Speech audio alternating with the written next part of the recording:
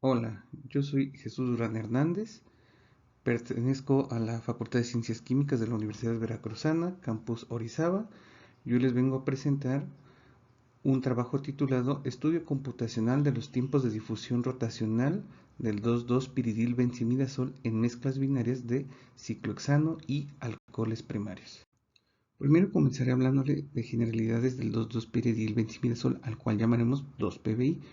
Esta molécula, al ser un benzimidazol, que es este fragmento, también está compuesto por un fragmento de piridina. Esta molécula presenta actividad biológica como la anticancerígena, la antimicrobiana y la antiinflamatoria. También posee propiedades fotofísicas cuando es excitada en presencia de disolventes próticos como podrían ser el agua, el medio ácido o en alcoholes. A la derecha tenemos la imagen del 2-PBI que forma un puente de hidrógeno con la molécula de etanol. Cuando esta es excitada, hay un intercambio de protones del benzimidación hacia el alcohol y del alcohol hacia la piridina de este benzimidazol. Una manera de estudiar el comportamiento hidrodinámico de esta molécula es a través de una técnica que se llama anisotropía de la fluorescencia. ¿En qué consiste la anisotropía de fluorescencia? Si nosotros tenemos un conjunto de moléculas en disolución, estas se encuentran orientadas de forma aleatoria, es decir, sin ninguna orientación preferencial. Y si nosotros queremos estudiar las propiedades fotofísicas de dichas moléculas, nosotros podemos excitarlas a través de una fuente de luz polarizada, como podrían ser los láseres. Como están orientadas de forma aleatoria, no siempre el vector de polarización de nuestra fuente de luz va a coincidir con el vector de momento dipolar de transición de dichas moléculas.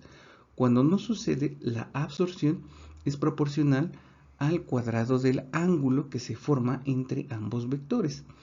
Por otro lado, si queremos medir esta despolarización de la luz, lo podemos hacer a través de este arreglo óptico, en donde tenemos una fuente de luz, que es nuestro láser, con un campo eléctrico de polarización, y podemos colocar un polarizador para garantizar puramente nuestra fuente de luz sea polarizada.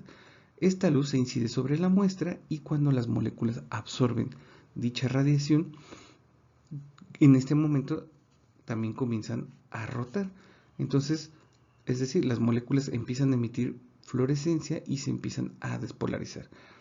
Entonces, nosotros ponemos un cubo polarizador, el cual nos va a dividir la polarización horizontal y la polarización vertical, las cuales van a ser detectadas a través de un par de fotodiodos. Una vez detectadas las intensidades de las polarizaciones verticales y horizontales a lo largo del tiempo, las podemos usar para construir una curva de decaimiento de anisotropía a través de la ecuación número 1. Esta curva está representada en el inset de la figura 5, en donde los puntitos negros representan los datos experimentales. Por otro lado, estos puntos experimentales son ajustados con la ecuación número 2. En la ecuación número 2 contiene a la difusión rotacional, la cual surge de la teoría hidrodinámica de Stokes-Einstein-Debye, dadas por la ecuación número 3. ¿Para qué nos sirve estudiar la anisotropía de fluorescencia? Aquí les traigo un ejemplo de un inhibidor de la anhidrasa carbónica.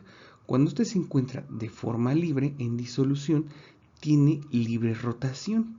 Es decir, generalmente, depende del disolvente, podría o no formar cierto tipo de interacciones.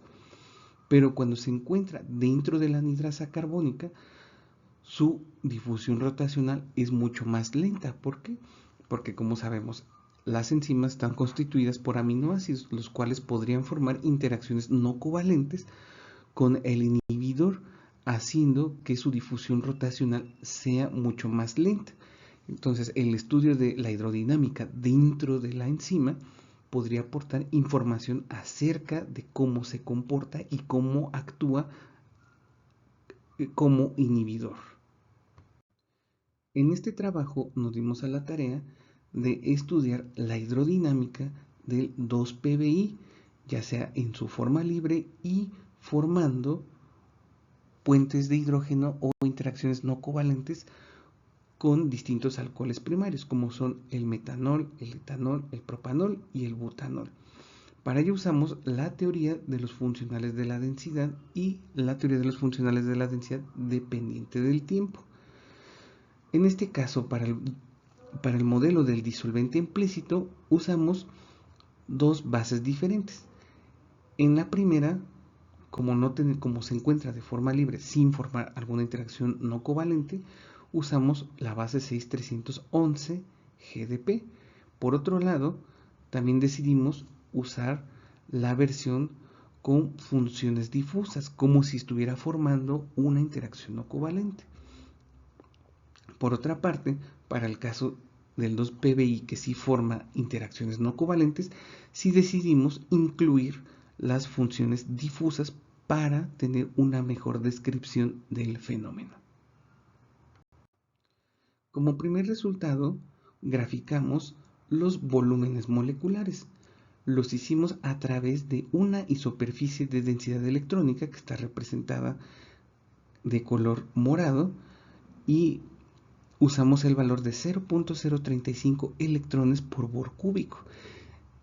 Esta cantidad asegura que el 99% de la población electrónica esté encerrada dentro de ese volumen. Para determinar los volúmenes de las moléculas usamos los semiejes A, B y C y la aproximamos como un elipsoide a través de la ecuación número 1. Entonces, en este trabajo estudiamos la hidrodinámica de la difusión rotacional a través de la ecuación número 2, en donde la ecuación contiene la anisotropía de la fluorescencia y también contiene a los coeficientes de fricción rotacional, los cuales van a depender de la constante de Boltzmann, la temperatura, la viscosidad del medio y el volumen molecular, a su vez también de la fricción rotacional para cada eje cartesiano. La expresión anterior también depende de delta y de G, las cuales a su vez contienen a F, que está en función de alfa, y alfa es el coseno del ángulo que se forma entre los ejes principales de rotación de la molécula con respecto al vector de momento dipolar que pueda presentar. Uno de los resultados que hemos obtenido es la simulación del máximo de absorción de los espectros experimentales. Aquí les presento al 2-PBI en metanol a una concentración de 1 por 10 a la menos 5 molar. Del lado izquierdo tenemos que el espectro experimental es la curva que se ve en negro, mientras que la línea vertical representa la transición que experimenta la molécula. De este lado tenemos al 2-PBI libre. Como podemos ver, el máximo se encuentra en 308 nanómetros, mientras que el calculado es de 297 nanómetros para el 2-PBI libre. Por otro lado, cuando incluimos la interacción no covalente con el alcohol primario, mejora muchísimo la energía, es decir, el experimental es de 308 nanómetros, mientras que el calculado es de 307.9 nanómetros. Hubo una mejoría al incluir la molécula de disolvente.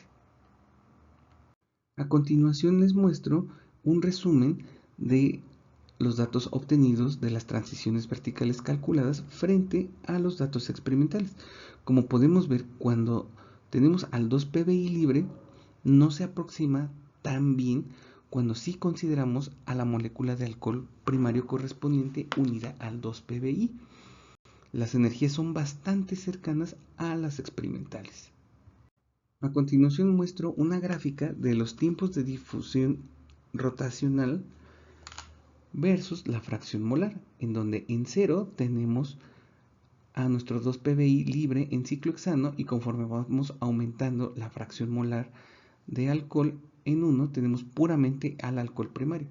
Como podemos notar, se muestra una tendencia al aumento de los tiempos de difusión rotacional, ya que conforme vamos aumentando la viscosidad de nuestros alcoholes, la rotación del 2-PBI también se ve afectada.